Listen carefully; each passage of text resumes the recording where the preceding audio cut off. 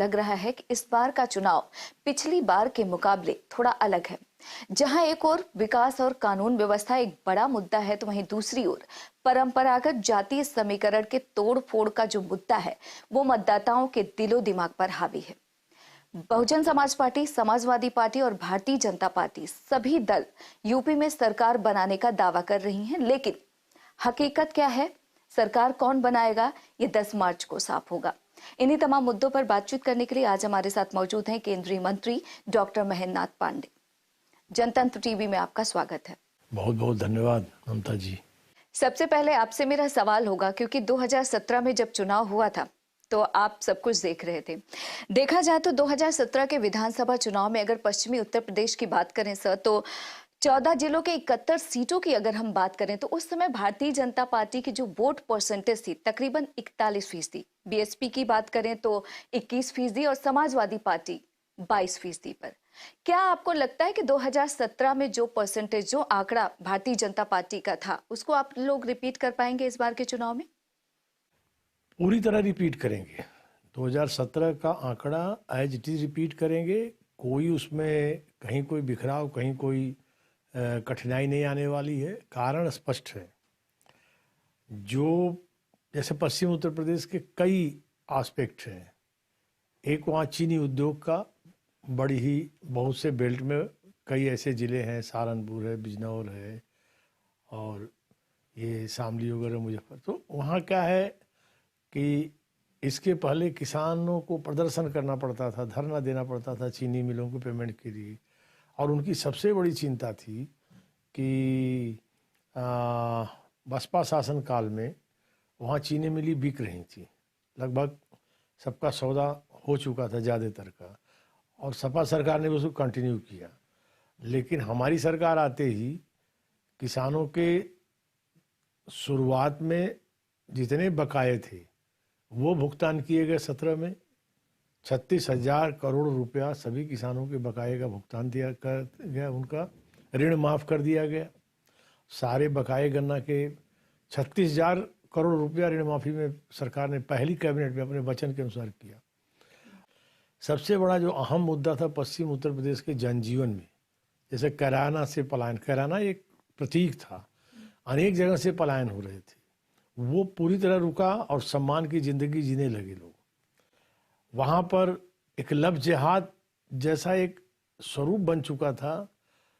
कुछ एक ख़ास इलाके में और हिंदू समाज की लड़कियों को, उनके यदि एक दो घर उस एरिया में, तो उनका रहना जीवन दूभर हो गया था। उनकी दशा तो पाकिस्तान से भी बदतर हो गई थी। तो ये सब इतना ढंग से सुधरा और ये 5 वर्ष तक कंटिन्यूअस बना हुआ है। तो समाज इस चीज़ों को देख रहा है। इसलिए आप बिल्कुल इस बात का भरोसा रखिए कि पश्चिम उत्तर प्रदेश की जनता और पश्चिम उत्तर प्रदेश का जो समाज है, चाहे जाट समाज हो, गुर्जर समाज हो, अन्य जो हमारे वहाँ सैनी हो, त्यागी हो, ब्राह्मण हो, चाहे वहाँ पर ये आपके शाक्य समाज हो, ये जितने भी वैश्य समाज हो, सब ने जीवन भर देश की मजबूती के लिए काम किया है। तो देख रहे हैं योगी मोदी की सरकार देश और प्रदेश को मजबूत कर रही है। और ये निजी तौर पर लूट खसोट और अपनी स्वार्थ की ज़िंदगी जीने वालों की तरफ कतई उनका झुकाव उधर नहीं होना है। बहुत अच्छे मतों से पश्चिमी उत्तर प्रदेश में 17 के रिकॉर्ड के हिसाब से उससे 1 सीट बढ़ के भारतीय जनता पार्टी परिणाम लाएगी। अभी तक जितने भी सर्वे आए हैं उसमें ऐसा कहा जा रहा है कि बीजेपी की जो सरकार है वो बनते हुए तो दिख रही है, लेकिन पश्चिमी उत्तर प्रदेश में सस्पेंस है, क्योंकि ऐसा कहा जा रहा है किसान और जाट आप लोगों से नाराज हैं। तो क्या आपको लगता है कि इसका असर पड़ेगा? देखिए, किसान जाट यदि नाराज थे तो उनकी नाराजगी, उनकी बात को भी तो माननीय मोदी सरकार ने नोटिस में लिया, उसका संज्ञान लिया।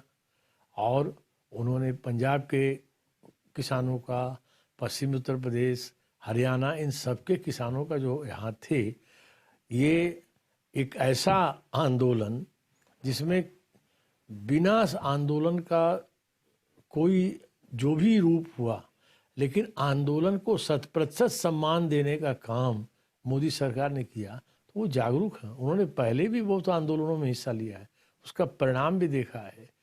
और उसको टलते भी देखा है, उसको फिसलते भी देखा है, उसको उन आंदोलनों की मांगों को अन्य सरकारों द्वारा टालते हुए भी देखा है। तो वो देख रहे हैं कि एक ऐसी लोकतांत्रिक सरकार है जिसने और हमारी बात का मान रखा। वो कतई नाराजगी नहीं है उनकी, जो भी थी वो सब चीज़ें उस कृषि बिल की वापसी के साथ दूर हो चुकी है। क्योंकि ये बात सच है कि लोग मानते हैं कि पश्चिमी उत्तर प्रदेश में कानून व्यवस्था बेहतर हुआ है, लेकिन जाट आरक्षण, किसानों का जो गन्ना बकाया है, इन तमाम चीजों के जो इश्यूज हैं, क्या आपको लगता है कि चुनाव में हावी हो अभी सकता है? आपको पिछले दिनों माननीय अमित शाह साहब ने, हमारे गृह मंत्री, भारत के यशस्वी नेता, उन्होंने उनकी मीटिंग की, उनके संग चर्चा की, सारा संवाद किया और बकाया के भुगतान का भी भरपूर भरोसा के साथ उन्होंने एक नई बात की कि ज़्यादा विलम्ब होने पर ब्याज सहित हम उसका भुगतान पूरा कराएंगे। ये पहली बार पहल हुआ है, वरना कभी भी किसानों के बकाये की बात तो लोग करते, लेकिन अगर ज़्यादा दिन बकाया रह गया तो उसकी वो पूंजी है, उस पूंजी पर वो लाभांश तो ले नहीं पा रहा है। समय का जो लाभांश मिलना समय से पहले, तो वहाँ तक की बात की गई है। इन सबसे उन लोगों का भरोसा जमा है। उन्हें इतना तो भरोसा है कि बीजेपी, मोदी जी, अमित शाह जी, नड्डा जी, योगी जी कोई बात कहते हैं तो उसका पालन करते हैं। राजनीतिक जानकार मानते हैं कि 2017 में भारतीय जनता पार्टी का पूरा साथ दिया था ब्राह्मण वर्ग ने, लेकिन अब जिस तरीके से कहा जा रहा है कि ब्राह्मण वर्ग भारतीय जनता पार्टी से नाराज है, तो क्या आपको लगता है कि उनकी नाराजगी का असर होगा? पहली बात स्पष्ट कर दूं, ब्राह्मण वर्ग कतई नहीं नाराज, और हमारा पूरा प्रदेश में कार्यकर्ताओं के माध्यम से, समाज के, ब्राह्मण समाज के भी अग्रणी लोगों के माध्यम से संवाद बना रहता है। और ब्राह्मण समाज समग्र में सोचता है और वो सारे समाज के संग मिल के चलता है। और ये सब चीज़ें जो छुटपुट ये बात कोशिश की गई थी, वो सिरे ही नहीं चढ़ी। ब्राह्मण समाज जिसके लिए उसके ऋषि मुनियों ने, विद्वानों ने अनेक रचनाएं की, अपना जीवन लगाया, साधना की, तपस्या की, उत्सर्ग किया, इसलिए भारत का संस्कार, संस्कृति, गौरव, अध्यात्म, उसकी विशेषताएं, जो कुछ भी लोग सोचते रहे, वो सब तो मोदी योगी सरकार के कार्यकाल में संवर्धन हो रहा है और दिखलाई पड़ रहा है। चाहे वो अयोध्या का श्री राम मंदिर का एक शानदार निर्माण का कार्य हो, विश्वनाथ धाम का हो, और इन सब चीज़ों को खुली आंखों देख रहा है। वो अभी देख रहा है ब्राह्मण समाज कि जिन उपनिषदों की, वेदों की, शास्त्रोक्त सूक्तियों की रचना उन्होंने किया, आज देश के यशस्वी प्रधानमंत्री अपने हर महत्वपूर्ण संबोधन में उसमें से प्रेरक प्रसंगों को अपने संदर्भ में देता है। तो वो समाज इन सब चीज़ों को देश हित में देखता है, सर्वहित में देखता है, और वो इसको और ज़्यादा आगे ऐसी सरकार बार बार आए, ब्राह्मण समाज अपना पहला कर्तव्य समझता है। अखिलेश यादव का कहना है कि भारतीय जनता पार्टी घबराई हुई है क्योंकि किसान और जाट सपा गठबंधन के साथ है। उन्होंने एक नारा भी दिया है कि भाईचारा बनाम भारतीय जनता पार्टी। देखिए, असल में परेशान और घबराए हुए तो अखिलेश जी हैं, वो मुंह से उनके निकल जाता है, क्योंकि भारतीय जनता पार्टी देश और दुनिया की सबसे बड़ी पार्टी है। मैं आपके माध्यम से अखिलेश जी और उनके लोगों को बता देना चाहता हूं कि भारतीय जनता पार्टी एक दिन की राजनीति नहीं करती है। वह देश की, समाज की, भारत की मजबूती की और एक लंबे दूरगामी दृष्टि से अपने हर कदम उठाती है। तो वह पार्टी कभी घबराती नहीं है।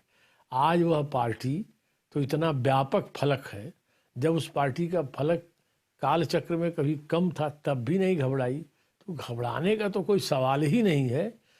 और वो जरूर परेशान घबराएं, क्योंकि वो लोग केवल सत्ता के बिना रह नहीं सकते। 5 साल अखिलेश जी को ऐसा लगता है कि उनकी सत्ता क्या छिन गई, उनका कोई निजी चीज छिन गई, और वो उस बौखलाहट में अनेक तरह से परेशान रहते हैं, अनेक तरह से वो अपने वक्तव्य देते रहते हैं।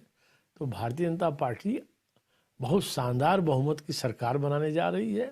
2017 में आपके साथ ओम प्रकाश राजभर, स्वामी प्रसाद मौर्य दोनों थे। अब वो दोनों ही चले गए हैं बीजेपी से। क्या आपको लगता है कि 2017 में जिस तरीके से पूर्वांचल में आप लोगों ने सीटों को हासिल किया था, वैसा इस बार भी होगा? एकदम होगा। मैं तो चाहूंगा कि आप चुनाव दौरे पर उत्तर प्रदेश जाएंगी, जरा स्वामी प्रसाद और ओम प्रकाश राजभर का इंटरव्यू लें। इस समय वो दोनों जो टूट के हम लोगों से दूर गए, छटक के, वो सब बहुत बेचैन हैं। मेरे पास सूचनाएं हैं, वो जो कुछ मान सम्मान यहाँ स्थान मिल रहा था उससे भी बहुत कठिनाई में पड़े हैं और वो बहुत बेचैन लोग हैं। और उस बेचैनी की पहली झलक मिल गई कि स्वामी प्रसाद अपनी परंपरागत सीट छोड़ करके दूसरी सीट पर अपने को उन्होंने अनुनय विनय करके वहाँ से अपने को प्रत्याशी घोषित कराया है सपा से। तो आप उनकी बेचैनी को जानिए। और हम लोग पूर्वांचल में वो जिन समाज वर्गों के बीच की बात करके अपनी राजनीति कर रहे थे उन सभी वर्गों की सेवा का काम किया है। वहाँ के अंदर भी हमारे कैडर खड़े हैं, चाहे वो मौर्य समाज हो, चाहे अन्य ओबीसी समाज हो, चाहे हमारा राजभर समाज हो। और जो काम हमारे हुए हमारी सरकार के, केंद्र सरकार के, जो उत्तर प्रदेश की योगी सरकार के, वो काम जो है वो एक नया वर्ग खड़ा हो गया है। उसको लगता है कि ऐसी सरकार मिलना मुश्किल है, इस सरकार के साथ रहो तो ये जो लंबे अरसे से समाज के अंदर एक गिरावट, एक परेशानी, एक अभाव की जिंदगी जिसको मोदी और योगी सरकारों ने मिलकर दूर किया है वो हमेशा के लिए दूर हो जाएगी। और लॉन्ग टर्म हम सुखद जिंदगी जो जी रहे हैं उसे और लॉन्ग टर्म जीते रहेंगे। उसमें वो समाज भी है जिनको ये रिप्रेजेंट करने का दावा करते हैं, वो सब भाजपा के साथ है। आप देखिएगा परिणाम में। क्योंकि पूर्वांचल के अगर इतिहास की बात करें तो 2012 में जब अखिलेश की सरकार बनी तो पूर्वांचल का वोट सपा के पास गया था। 2017 में भारतीय जनता पार्टी के पास। आरपीएन सिंह पूर्वांचल के बड़े नेता कहे जाते हैं, इस बार बीजेपी के साथ हैं। तो क्या आपको लगता है कि 2017 वाला जो रिकॉर्ड है पूर्वांचल के लोग एक बार फिर से भरोसा जताएंगे, क्योंकि नाराजगी की बात कही जा रही है? निश्चित तौर पर आरपीएन सिंह एक बहुत विकास परक और बहुत मर्यादित और अच्छे नेता की मान्यता के साथ है और पूर्वांचल में पिछड़ों में उनका अपना स्थान है। और उनके पार्टी में आने का तो पहला ही परफॉर्मेंस सफल रहा कि स्वामी प्रसाद सीट छोड़ के भाग गए वहाँ से। तो वो सब तो रहेगा ही। मैं दूसरी बात आपको और जोड़ना चाहूँगा आपके इस सवाल के जवाब में। देखिए, पूर्वांचल का जो एरिया है ना, मैं भी उधर से आता हूँ। वो आज़ादी के आंदोलन से देख लीजिए, उसके बाद के क्रम में देख लीजिए, अनेक भारत में जो आज़ादी के बाद के आंदोलन हुए हों, चाहे जेपी मूवमेंट हो, चाहे अयोध्या आंदोलन हो, जो इस जितने भी मूवमेंट हुए उसमें पूर्वांचल हमेशा अग्रणी भूमिका, बड़ा जागरूक समाज है। तो पूर्वांचल को ये लग रहा है कि पहली बार पूर्वांचल को इतनी मजबूती, मोदी जी काशी से हैं, पूरा उत्तर प्रदेश उनको आज अपना मानता है, उत्तर प्रदेश से जुड़ाव है। और पूर्वांचल में योगी जी हैं, जहां गंगा एक्सप्रेसवे की का परिकल्पना पश्चिम से लेकर पूरब तक की गई है, जहां अनेक प्रकार के बड़े कदम उठाए गए हैं पश्चिम उत्तर प्रदेश के विकास के लिए। आज उस कदमों का बानगी आप देखिए कि आप मेरठ 4-4 घंटे में जाते थे, आज मेरठ जो है बमुश्किल जो है 1 घंटा 20 मिनट में आप मेरठ पहुंच जा रहे हैं। 1 घंटा 15 मिनट में, फास्ट चले तो 1 घंटा में पहुंच जा रहे हैं लोग। तो ये जो 1 घंटा 10-15, ये जो अभी मोनो रेल जो वहाँ कुछ ही दिनों बाद जो है, वो आदमी 60 मिनट में यहाँ से वहाँ पहुँचेगा। तो ये जो, और 16 लेन की रोड, जाम की समस्या खत्म।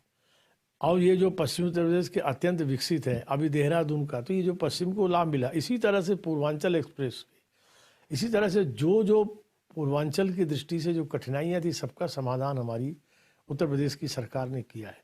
तो उनको लगता है इसके पहले तो केवल नारे लगाते रहे, पूर्वांचल की बात करते रहे, ये तो करने वाले लोग हैं। इस तरह वो समाज, ये कंटिन्यूटी बनी रहे, इसलिए भाजपा के साथ पूरी दिलचस्पी उत्साह से रहेगा।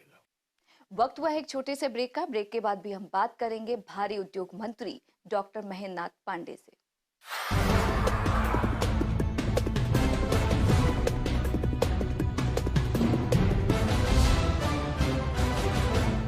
जो भी पके ऐसा पके जहाँ भी जो हो, खींचा चला आए MBH मसाले।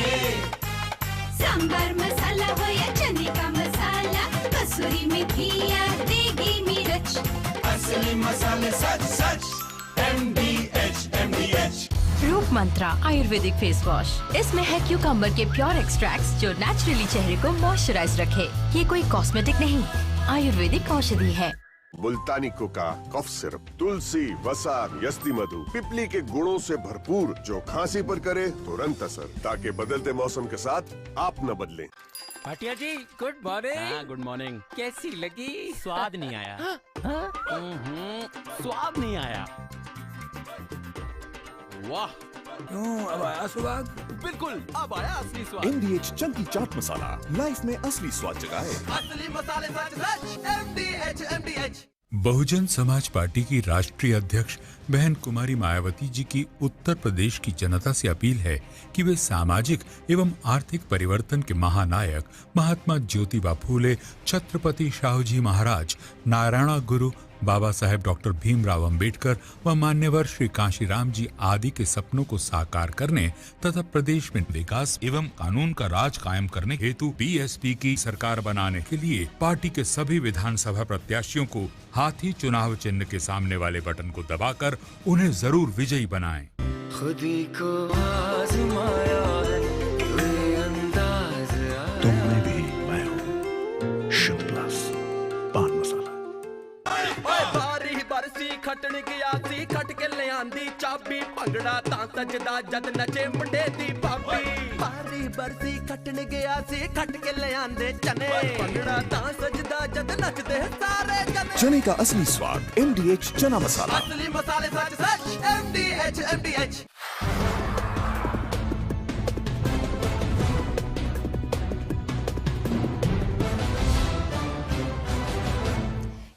ब्रेक के बाद आपका स्वागत है और हम बात कर रहे हैं केंद्रीय मंत्री महेंद्र नाथ पांडे से।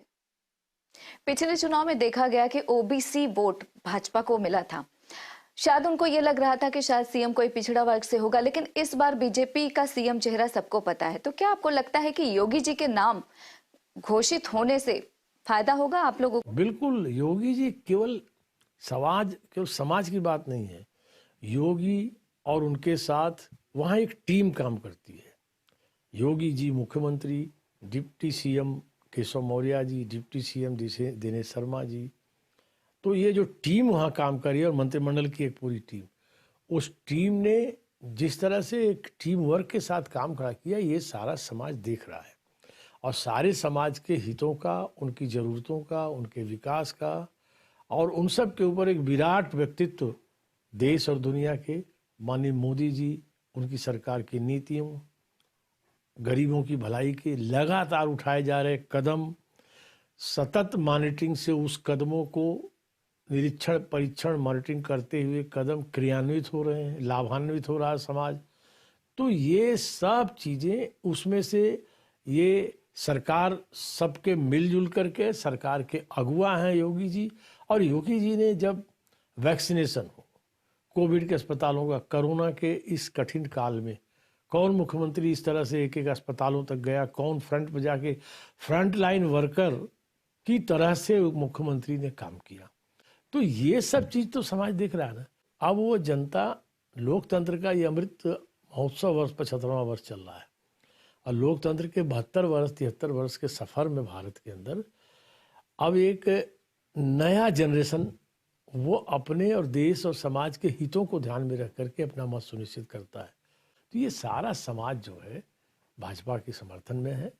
आप और बहुत ही बेहतर रणनीति से हमारी पार्टी वहाँ चुनाव लड़ रही है। माननीय अमित शाह जी, माननीय नड्डा जी लगातार चीज़ों को देख रहे हैं।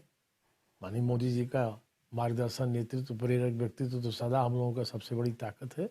बहुत ही प्रभावी जन समर्थन के साथ और शानदार बहुमत की सरकार हम बनाने जा रहे हैं।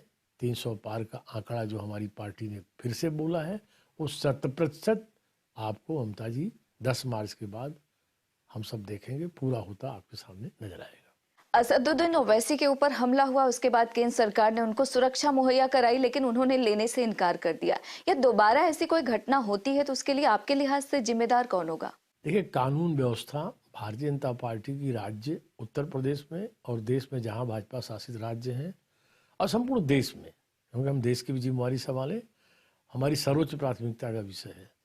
मैं माननीय प्रधानमंत्री जी का, माननीय गृह मंत्री जी को अभिनंदन देना चाहूँगा कि उन्होंने एक सांसद ओवैसी जी की सुरक्षा को सर्वोच्च प्राथमिकता दी, Z+ सुरक्षा दी। मैं आपके माध्यम से ओवैसी जी को अपील करना चाहूँगा कि वो राजनीतिक अपने दल अपने अभियान को अपने ढंग से चलाएं, उसके लिए वो स्वतंत्र हैं। लेकिन यदि उन पर हमला हुआ और उसको केंद्र सरकार ने गंभीरता से लिया तो उसका सम्मान करते हुए अपनी सुरक्षा हितों का ध्यान रखते हुए उन्हें Z+ की सुरक्षा स्वीकार करना चाहिए। प्रधानमंत्री नरेंद्र मोदी ने जनता को संबोधित करते हुए खास तौर पे उत्तर प्रदेश की कहा कि नकली समाजवादी पार्टी आपको भूखा छोड़ देंगे।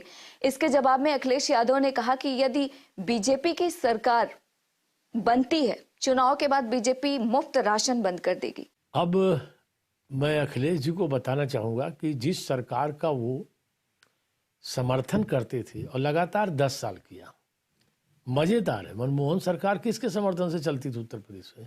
पुरानी बात मैं आपके माध्यम से याद दिलाना चाहूँगा।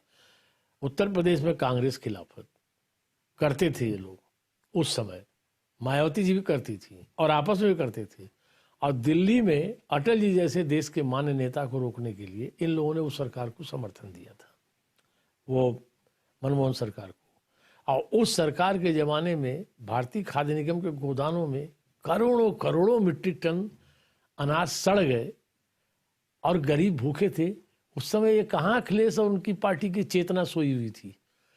हम गरीबों के हितैषी हैं और कोविड जैसी महामारी में भी देश की 80 करोड़ जनता को लगातार मुफ्त राशन देते रहे, कंटिन्यूअस दे रहे हैं।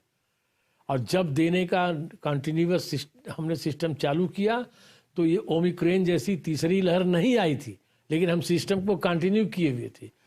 उसका लाभ इस समय की जो सामाजिक दूरी और सावधानियां, सजगता कोविड से बचाव, उसका लाभ उन गरीबों को मिल रहा है और वो इस चीज़ों को देख रहे हैं।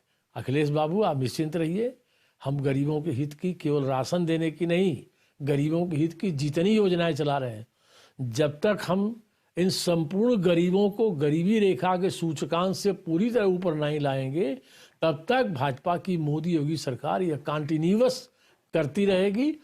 यूपी चुनाव की बात करें तो इस बार अखिलेश के साथ जयंत चौधरी भी हैं। दूसरी ओर प्रियंका गांधी वाड्रा भी बहुत मेहनत कर रही हैं। क्या आपको लगता है कि इससे बीजेपी को नुकसान होगा? देखिए, प्रियंका जी के वाड्रा के मेहनत का प्रतिफल तो उनको खुद ही दिन प्रतिदिन मिल रहा है। उनको घोषित प्रत्याशी पार्टी का सिंबल छोड़ के भाग जा रहे हैं। तो अब इसी से समझिए कांग्रेस वहाँ है कहाँ। किसी पार्टी के बारे में बहुत अप्रिय बोलना, मैं विद्यार्थी जीवन से काम कर रहा हूँ, मेरा स्वभाव नहीं है, लेकिन मुझे लगता है कांग्रेस शायद उत्तर प्रदेश में अपनी प्रासंगिकता इस बार खो देगी। और जहाँ तक जयंत जी का है, वो चौधरी चरण सिंह जी के पौत्र हैं, उनका सम्मान है और उनको हम लोग सम्मान से मानते हैं। उनके पिता को भी हम लोग इज्जत देते थे। अब रह गया कि पहले भी ये साथ रहा है और अब है, वो उनका विषय है, वो अपना राजनीतिक दल चला रहे हैं। लेकिन जहाँ तक जाट समाज का, जाट समाज के प्रति हमारी पार्टी, हमारी सरकार बहुत ही आदर का भाव रखती है, उनके क्षमताओं का सम्मान करती है और उनका भरपूर सहयोग हमारी पार्टी को मिल रहा है। गृह मंत्री ने यूपी में एक बयान दिया जिसमें उन्होंने कहा कि अब उत्तर प्रदेश से बाहुबली नहीं बल्कि केवल एक ही बाहुबली है, बजरंगबली। इसको लेकर रामगोपाल यादव ने तंज कसते हुए कहा कि भाजपा के जो बड़े नेता हैं, केंद्र में मंत्री हैं, वही दंगा भड़काने जैसा बयान दे रहे हैं।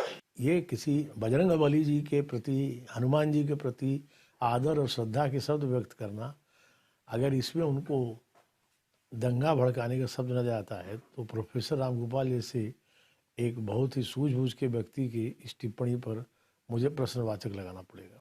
यूपी चुनाव में जिन्ना, राम मंदिर, क्या बीजेपी को अपने विकास पर भरोसा नहीं है? बीजेपी तो विकास पर ही चुनाव लड़ रही है। ये जिन्ना का तो लेकर के वो सज्जन आए अपना विषय। हमारा बीजेपी तो विकास, सेवा और बेहतर कानून व्यवस्था, यही उसके चुनाव के मुद्दे हैं।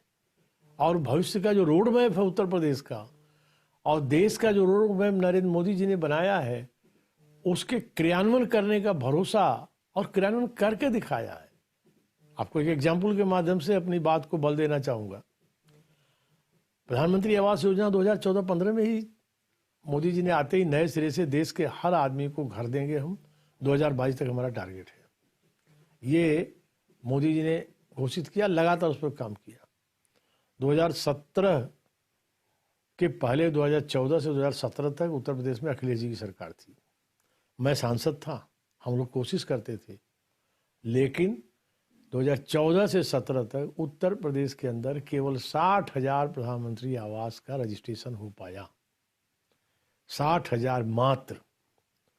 और उसमें से 30,000 ही बने 3 साल में, और 17 से 22 तक आते आते 5 साल में केंद्र की उस योजना को योगी सरकार ने 4,42,000 से अधिक आवास बना के सौंप दिए गांव में, और 1.25 लाख आवास शहरी गरीबों को सौंप दिए, और लगातार पंजीयन चल रहा है ताकि एक भी, और धन्यवाद है मोदी जी का कि उन्होंने पिछले दिनों निर्णय लेके कैबिनेट से उस आवास को जो 2022 तक का प्लान था उसे 2023 तक कंटिन्यू कर दिया कि कोई भी छूटा छटका रहेगा, अगर वो पात्र है, वो झोपड़ी में रह रहा है, टीन के शेड में रह रहा है, तो वो भी आवास उसको बन जाएगा, ताकि भारत को हम कह सके दुनिया का हमारा एक ऐसा देश है ये कि, और इतनी बड़ी आबादी का देश, हर आदमी के सर पर पक्की छत है। तो ये आपको मैं क्रियान्वयन के इस तुलनात्मक विवेचन से बताया कि ये, तो इस चीज को तो प्रदेश की जनता देख रही है ना कि केंद्र के अच्छे कार्यों का लाभ तभी मिल सकता है जब राज्य में उसके अनुकूल डबल इंजन की सरकार रहे। विपक्ष ये आरोप लगा रहा है कि यूपी में किसानों की अनदेखी हो रही है, महिलाएं सुरक्षित नहीं है, कानून व्यवस्था नहीं है। ऐसे में आपको क्यों लगता है कि उत्तर प्रदेश में एक बार फिर से बीजेपी की सरकार बनेगी? अब विपक्ष का ये आरोप ही निराधार है, क्योंकि कानून व्यवस्था योगी सरकार का सबसे प्लस पॉइंट है। इसे सारा समाज और देश और सारा मीडिया जगत, हर जागरूक इंसान मानता है। क्योंकि विपक्ष कानून व्यवस्था के नाम पर वो कलंक का काम उसने अनेक अवसरों पर किया है। उसने कानून का राज उनके समय में रहा ही नहीं है, इस नाते उनको बोलने के लिए स्वतंत्रता है, कुछ भी बोले। आपने हमें समय दिया, उसके लिए आपका बहुत बहुत शुक्रिया। बहुत बहुत आपका भी धन्यवाद, आपने मुझे अपनी बात कहने का अवसर दिया। तो आप सुन रहे थे केंद्रीय मंत्री डॉक्टर महेंद्रनाथ पांडे जी को, जिन्होंने तमाम सवालों के जवाब बड़े ही बेबाकी के साथ दिए। फिलहाल आप हमें और हमारी टीम को इजाजत दीजिए और देखते रहिए जनतंत्र टीवी।